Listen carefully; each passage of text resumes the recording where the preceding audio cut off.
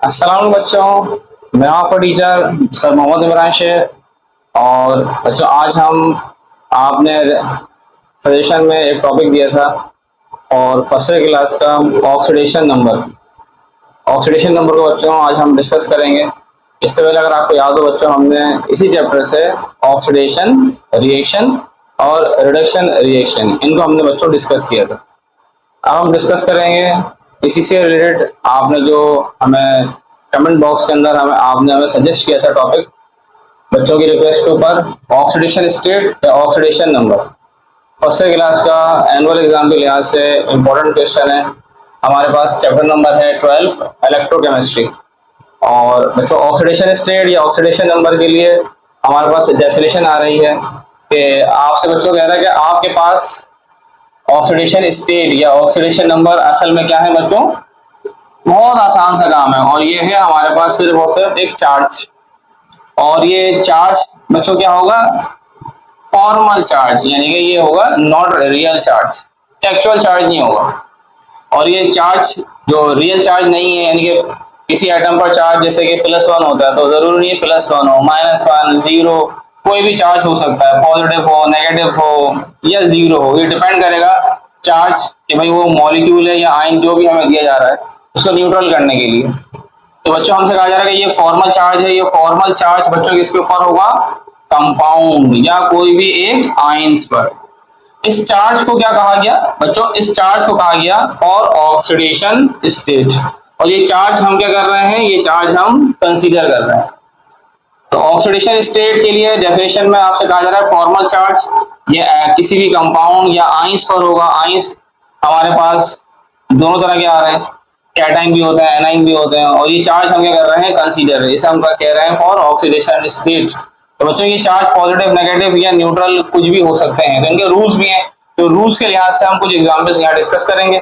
लेकिन इससे पहले बच्चों हमारे पास हमें ग्रुप में जो एलिमेंट्स हैं इनके हमें चार्जेस मालूम होने चाहिए। कैसे, जैसे हमारे पास ग्रुप फर्स्ट ए है, तो बेटा ग्रुप फर्स्ट ए में एलिमेंट आ रहे हैं और lithium, sodium, potassium, rubidium, caesium और फ्रांशियम। तो इन सब पर चार्ज आपको +1। ग्रुप सेकंड ए में एलिमेंट आ रहे हैं सब पर चार्ज +2, बेरिलियम, मैग्नीशियम, कैल्शियम। तो इन सब के बैलेंस सेल में 2 इलेक्ट्रॉन है तो ये 2 इलेक्ट्रॉन लॉस कर देंगे तो +2 चार्ज।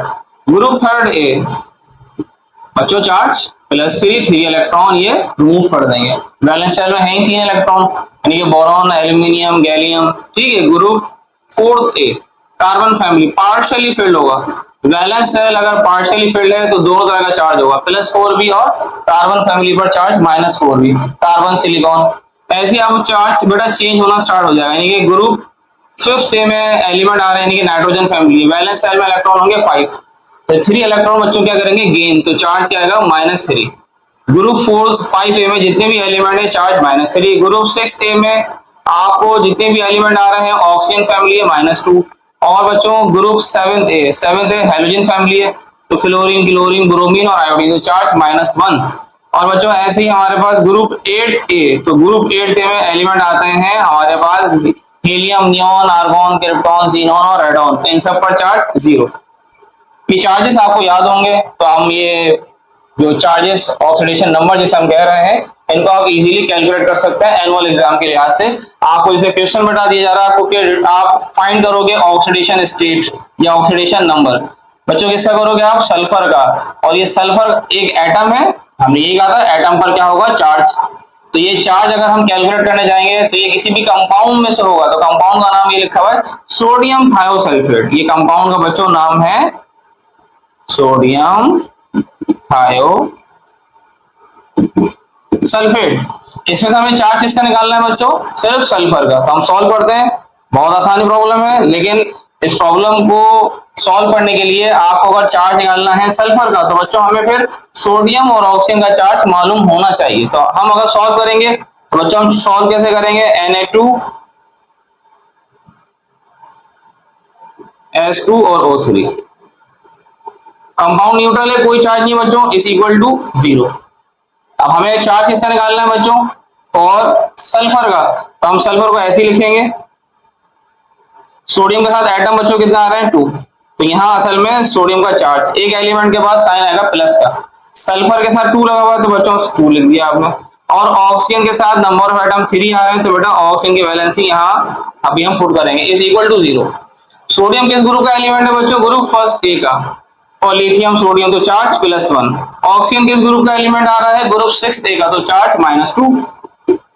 तो बच्चों अगर हम सॉल्व करेंगे तो यहाँ पर ये 2 1 2 +2, यहाँ पर आगे बच्चों किसमें चेंज आएगा? ये -2 में।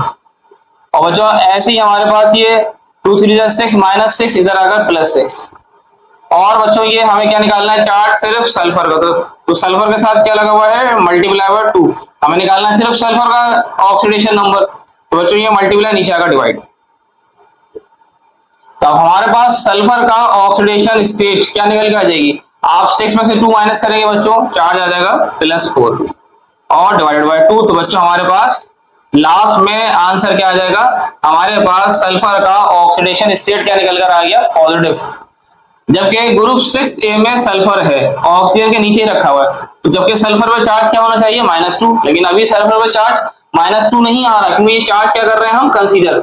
और ये चार्ज क्या है? Formal charge. इसी को क्या कहा गया? ऑक्सीडेशन स्टेट या ऑक्सीडेशन नंबर। पॉजिटिव भी हो सकते हैं, नेगेटिव भी हो सकते हैं, और जीरो न्यूट्रल भी हो सकते हैं। तो हमारे पास अभी जो आंसर आया वो सल्फर का एक्चुअल चार्ज नहीं आया, हमारे पास जो ऑक्सीडेशन स्टेट की डेफिनेशन थी इसके लिहाज से ये क्या था? एक फॉर्मल चार्ज। तो ये फॉर्मल चार्ज बच्चों सल्फर का क्या निकल कर आ गया? +2।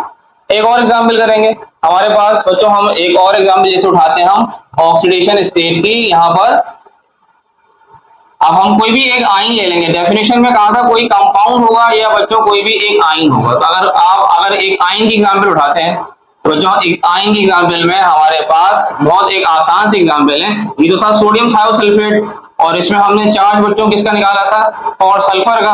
अगर हम चेंज करना चाह रहे हैं, हम लेके जाना चाह रहे हैं किसी आयन को बच्चों, अगर हम लेते हैं जैसे कि अगर हम मैंगनीज का चार्ज निकालें हम MnO4 और -1, ये आयन आ रहा है और परमैंगनेट आयन में आ गया। तो आपके पास अगर आप इसे सॉल्व करोगे बच्चों इस आयन को, तो MnO4, अब ये एक आयन है, न्यूट्रल नहीं है, तो इज इक्वल टू -1। बच्चों अगर हमें मैग्नीज का ऑक्सीडेशन स्टेट निकालना है तो नंबर ऑफ एटम मल्टीप्लाई होंगे वैलेंसी से। तो ऑक्सीजन किस ग्रुप का एलिमेंट आ रहा है? ग्रुप 6 का, तो चार्ज -2। तो बच्चों ये -8 इधर आकर +8, -1 पहले से ही था। तो बच्चों हमारे पास मैग्नीज का ऑक्सीडेशन स्टेट क्या निकल के आ जाएगी? +7।